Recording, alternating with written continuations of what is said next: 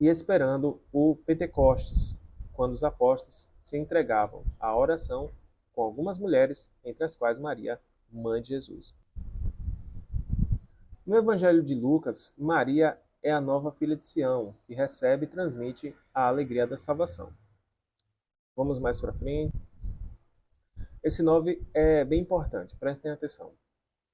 Nos primeiros séculos do cristianismo, os santos padres interessaram-se principalmente pela maternidade divina de Maria, Theotokos, pela sua virgindade perpétua, Ae Parthenos, pela sua perfeita santidade, livre do pecado durante toda a sua vida, Panágia, e pela sua função de nova Eva, concentrando no mistério da encarnação, a reflexão sobre a associação de Maria, a redenção de Cristo. O sim de Maria, em resposta à saudação do arcanjo Gabriel, para que o Verbo de Deus se fizesse carne no seu ventre, dá ao ser humano a possibilidade de ser divinizado. Por isso, Santo Agostinho chama a Virgem de cooperadora na redenção, sublinhando tanto a ação de Maria junto a Cristo, como a sua subordinação a ele, porque Maria coopera com Cristo para que nasçam na igreja os fiéis. E por isso podemos chamar Mãe do Povo Fiel. Está aí a explicação para esse título. Vamos pular aqui para o 11, né? Que aqui esse texto é uma parte histórica da devoção mariana, né? Mas depois vocês podem conferir aqui, ó, o 10, se vocês quiserem ler um pouquinho mais, né? Vai falar, ó, durante o primeiro milênio, a reflexão sobre a Virgem Maria na igreja remete à liturgia, né? E aí você pode ler. Quero pegar daqui em diante os pontos mais importantes, porque esse documento, não mais importantes, mas que explica, assim, bem destacado a questão em que estamos, né? Mas você pode ler na íntegra. Vou deixar o link aí, tá bom? Para que não, ninguém, né, se tiver um... ninguém, os católicos eu sei que não, mas tem alguns que não são católicos, podem estar assistindo e acho que a gente esconde as coisas, né? Você pode ler aí o documento todinho que não tem nada para esconder. Então vamos lá, o 11. O ensinamento dos primeiros concílios ecumênicos começa a delinear o dogma de Maria, Mãe de Deus, que será proclamado no concílio de Éfeso, né? Aí a gente vem aqui, deixa eu ver agora. Então esses parágrafos vão traçando de maneira cronológica a forma que Maria foi sendo entendida e tratada pela Igreja, do início até chegar aos tempos atuais, né? Aí por isso eu estou pulando, porque acho que boa parte dos católicos já sabe, né? Também vai aqui traçar cronologicamente os dogmas, né? Eu li alguns aí sobre a Mãe de Deus, aí depois aí no 14 vai falar da Imaculada Conceição. Então eu vou ler aqui o 15, que é terminando essa parte da história, até a gente chegar aqui aos títulos, ó. Aqui já está Corredentora. Então vamos ler o 15, para ficar bem ligado aqui o entendimento dessa questão. A colaboração de Maria na obra da salvação tem uma estrutura trinitária, porque é fruto de uma iniciativa do Pai, que olhou a pequenez de sua serva. Brota da quenosis do Filho, que se humilhou, tomando a forma de servo, e é efeito da graça do Espírito Santo, que dispôs o coração da jovem de Nazaré para responder na anunciação e durante toda a vida de comunhão com seu Filho. São Paulo VI ensinava que, na Virgem Maria, de fato, tudo é relativo a Cristo e dependente dele. Foi em vista dele que Deus Pai, desde toda a eternidade, a escolheu Mãe toda santa e a plenificou com dons do Espírito Santo, a ninguém mais concedidos. O sim de Maria não é uma simples condição prévia a algo que poderia ter chegado ao fim sem o seu consentimento e colaboração. A sua maternidade não é simplesmente biológica e passiva, mas é uma maternidade plenamente ativa, que se une ao mistério salvífico de Cristo como instrumento querido pelo Pai no seu projeto de salvação.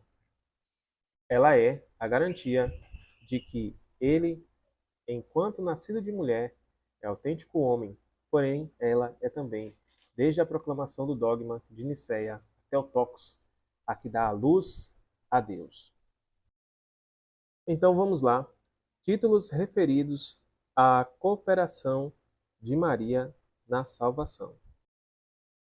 Dentre os títulos com os quais se invocaram Maria, Mãe da Misericórdia, Esperança dos Pobres, Auxílio dos Cristãos, Socorro, Advogada, etc., há alguns que fazem referência, em maior medida, à sua cooperação na obra redentora de Cristo, como, por exemplo, corredentora e medianeira.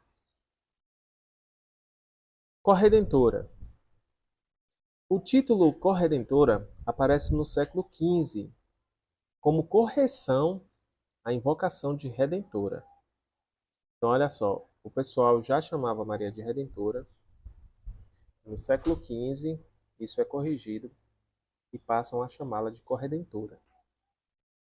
Então, o que a igreja está fazendo agora é algo que a igreja sempre faz. Quando o entendimento está se aproximando de uma heresia, a igreja vai lá e corrige. Né? Quando a coisa não está bem entendida. Aqui vai explicar melhor. Né? Às vezes não é...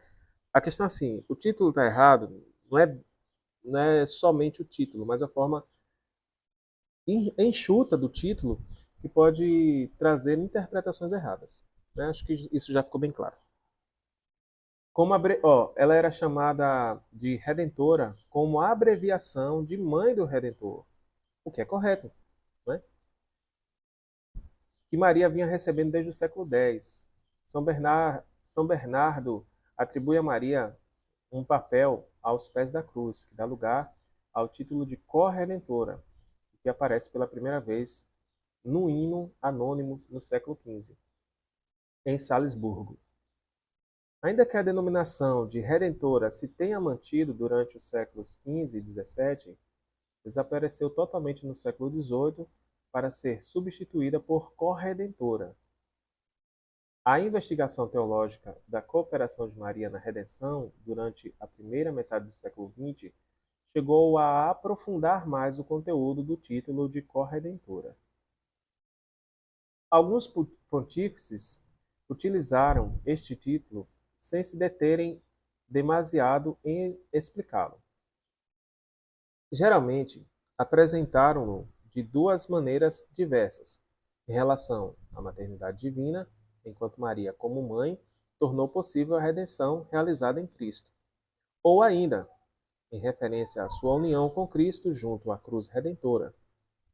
O Concílio Vaticano II evitou utilizar o título de corredentora por razões dogmáticas, pastorais e ecumênicas. São João Paulo II utilizou ao menos em 7 ocasiões, relacionando especialmente com o valor salvífico da nossa dor oferecida junto à de Cristo, ao qual se une a Maria, sobretudo na cruz. Na sessão ordinária, Féria Quarto, de 21 de fevereiro de 1996, o prefeito da então Congregação para a Doutrina da Fé, cardeal Joseph Ratzinger, diante da pergunta se era aceitável a petição do movimento Vox Populi Mariae Mediatrice para uma definição do dogma de Maria como corredentora ou medianeira de todas as graças, respondeu em seu voto particular, negativo. O significado preciso dos títulos não é claro e a doutrina neles contida não está madura. Uma doutrina definida de fé divina pertence ao depósito da fé, ou seja, à revelação divina vinculada na Escritura e na tradição apostólica. Desta maneira, não se vê em modo claro como a doutrina expressa nos títulos esteja presente na Escritura e na tradição apostólica. Mais adiante, em 2002, expressou publicamente sua opinião contrária a este título. A fórmula corredentora distancia-se em demasia da linguagem da escritura e da patrística, e, portanto, provoca mal-entendidos. Tudo procede dele, como dizem, sobretudo, as cartas aos Efésios e aos Colossenses. Maria é o que é graças a ele. A palavra corredentora obscurecia essa origem. O cardeal Ratzinger não negava que houvesse na proposta de uso deste título boas intenções e aspectos válidos, porém sustentava que era um vocábulo equívoco. Então, o contexto do que o Ratzinger falou é esse aqui, né, que alguns protestantes estavam distorcendo, né? Aqui está bem explicado. Ele ainda fala que poderia haver uma boa intenção nisso, né? Estavam querendo tornar isso um dogma e ele não aceitou. Então, ele fala que poderia haver uma boa intenção nisso, entendi e tal, mas esse título pode dar a entender, não é um título muito claro e pode trazer interpretações errôneas, né? Então, colocando Maria em um lugar que não lhe pertence. Tudo certo. Vamos para o 20, né? Isso. Deixa eu tentar enquadrar aqui, que eu tô. Tá difícil aqui gravar e ler, mas eu estou tentando. Espero que vocês estejam entendendo. Ou então, deixa eu só melhorar mais alguma coisa aqui.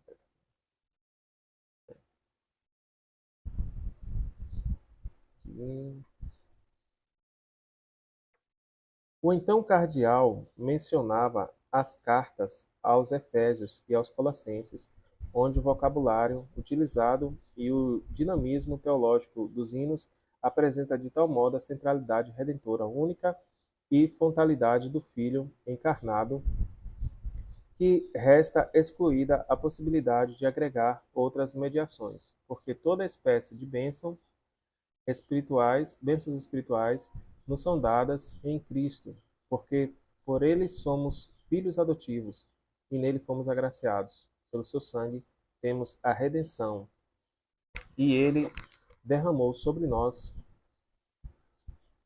sua graça. Nele fomos escolhidos como sua herança e estávamos predestinados. E Deus quis nele fazer habitar toda a plenitude, e por ele e para ele reconciliar todas as coisas. Semelhante louvor sobre o lugar único de Cristo convida a situar qualquer criatura num lugar claramente receptivo, bem como a uma religiosa e delicada cautela na hora de colocar qualquer forma de possível cooperação no âmbito da redenção. Temos aqui também a declaração do Papa Francisco no 21. O Papa Francisco expressou ao menos por 3 vezes sua posição claramente contrária ao uso do título de corredentora, alegando que Maria jamais quis reter para si algo do seu filho. Nunca se apresentou como corredentora, não, discípula. A obra da redenção foi perfeita e não necessita de acréscimo algum. Por isso, Nossa Senhora não quis tirar nenhum título a Jesus. Ela não pediu para ser uma quase redentora ou corredentora. Não. O redentor é um só e este título não se duplica. Cristo é o único redentor. Não existem corredentores com Cristo, porque o sacrifício da cruz, oferecido com coração amante e obediente, apresenta uma satisfação superabundante e infinita, se bem que nós possamos prolongar no mundo os seus efeitos. Nem a Igreja, nem Maria podem substituir ou aperfeiçoar a obra redentora do Filho de Deus encarnado, que foi perfeita e não necessita de acréscimos. Linda demais a declaração do Papa Francisco aqui. Ó. Perfeita.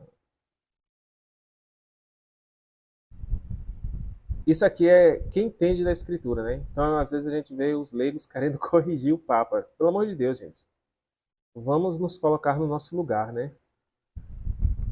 Levando em consideração a necessidade de explicar o papel subordinado de Maria a Cristo na obra da redenção, é sempre inoportuno o uso do título de corredentora para definir a cooperação de Maria. Este título corre o risco de obscurecer a única mediação salvífica de Cristo e, portanto, pode gerar confusão e desequilíbrio na harmonia das verdades da fé cristã, pois não há salvação em nenhum outro, pois não há debaixo do céu qualquer outro nome dado aos homens que nos possa salvar. Quando uma expressão requer muitas e constantes explicações para evitar que se desvie de um significado correto, não presta um bom serviço à fé do povo de Deus e torna-se inconveniente.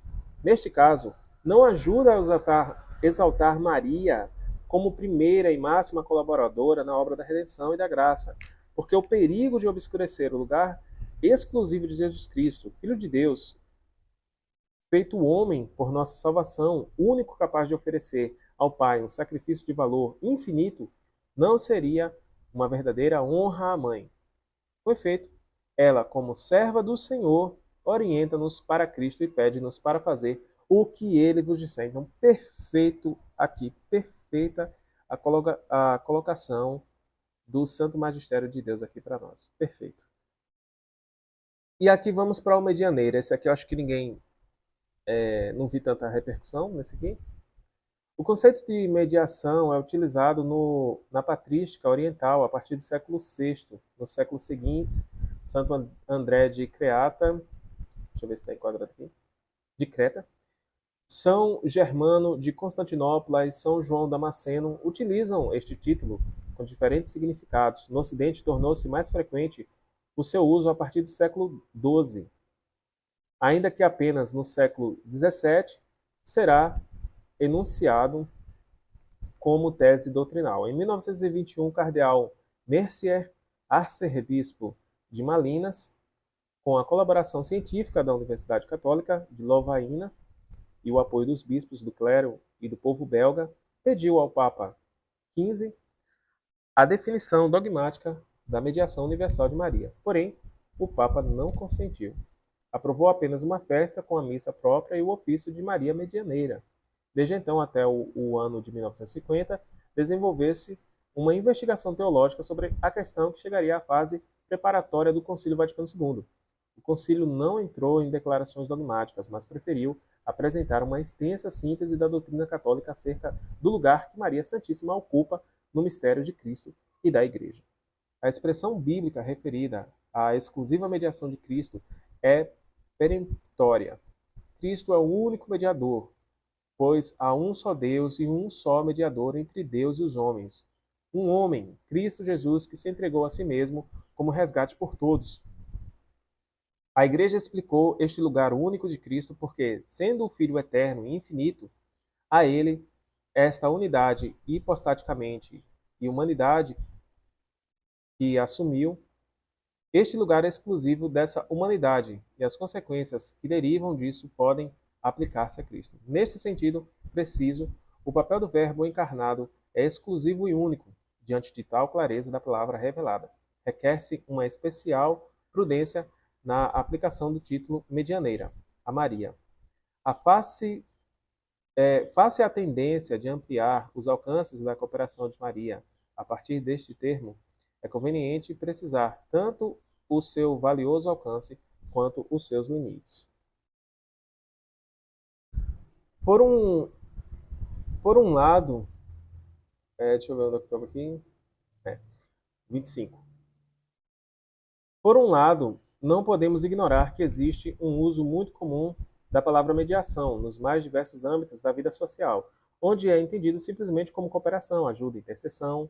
Por consequência, é inevitável que se aplique a Maria no sentido subordinado e de nenhum modo se pretenda acrescentar alguma eficácia ou potência à única mediação de Jesus Cristo, verdadeiro Deus e verdadeiro homem. Então, está falando assim que esse termo mediação, essa palavra é ampla, né? Ela pode ser usada de diversas formas. Né? Então, de certa forma, pode se aplicar a Maria, mas não em comparação à mediação de Cristo, né? A mediação de Maria, ela é num sentido subordinado, né? Aqui, ó. Deixa eu pegar isso aqui.